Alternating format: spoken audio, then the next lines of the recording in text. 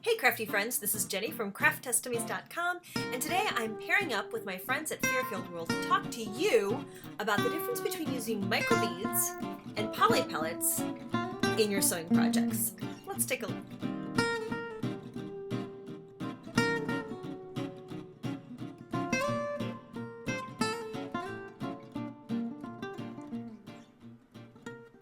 First off, we're going to start talking about the micro beads. Now these 100% polystyrene beads are super duper teeny weeny and are great for projects where you want them to be mushy and squishy.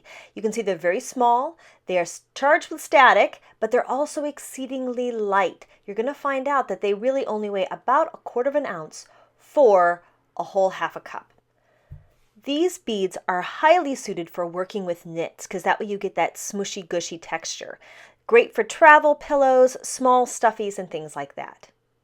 So now I've got some tips when you're working with microbeads. First off, you're going to want to make sure that your stitch length is small. You want to make sure all of your little stitches are close together so that those teeny tiny little beads don't poof out the holes. Secondly, combat the static. These pouches that they have for embossing actually work great. Use them to dust off your work surface, and you will find that you will have a lot less of this kind of static. Next, using a cone is a really great idea to fill, and you can make one simply with just text weight paper or cardstock and some painter's tape, and this will really help you fill up your project quickly and cleanly, especially if you've used that embossing pad. All right, now let's talk about the Poly Pellets stuffing beads.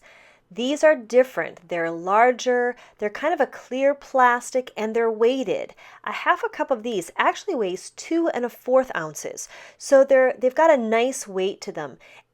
They're perfect for things where you want your project to stand up or have some weight at the bottom. So of course, stuffies and bean bags are perfect. But I like them too. I made this travel pillow that rests on my eyes. It has just enough weight to it, and you can even put it in the fridge so that it's nice and cool. And if I'm dealing with a migraine, I think this is great.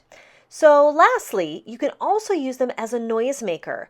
These have a great sound to them, and you can put them into maracas or other little musical instruments and use them too. I'm sure you'll find lots of cool ways to use them. So there you go. Now you know when you're getting ready to do your project whether or not microbeads would be a good choice or poly pellets.